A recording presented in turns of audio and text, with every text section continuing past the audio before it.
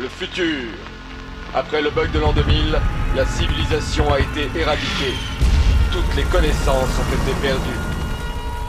Objection!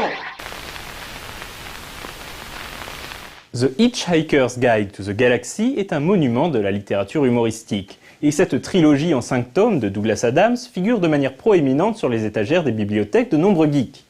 La série chronique les aventures cosmico-délirantes d'Arthur Dent, un Anglais moyen, voire très moyen, qui devient un vagabond galactique suite à la destruction de la Terre pour faire passer une autoroute hyperspatiale.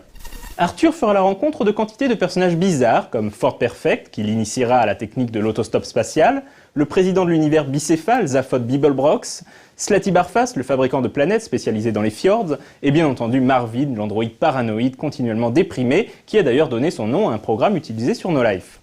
Avant d'être une série de romans, le Guide du Voyageur Galactique a d'abord été un feuilleton radio diffusé à partir de 1978 sur BBC Radio 4. Le succès fut d'abord mitigé, polarisant les réactions des auditeurs. Certains adoraient et d'autres détestaient. Douglas Adams, l'auteur du show, adapta ses scripts en roman l'année suivante, et le guide fut également transposé en série télé sans budget en 1981 et en jeu d'aventure textuelle en 1984.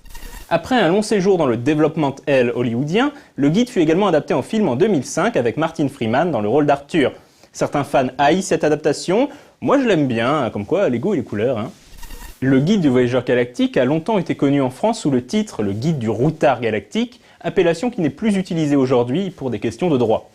En dehors des 5 romans principaux, la série a également eu droit à un spin-off baptisé Starship Titanic, qui se déroule plus ou moins dans le même univers ou pas loin.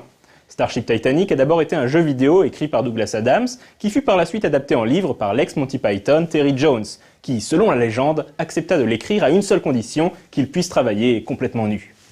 Douglas Adams est décédé en 2001, mais un 6e volume écrit par Owen Colfer est sorti en 2009 pour célébrer le 30e anniversaire du premier roman.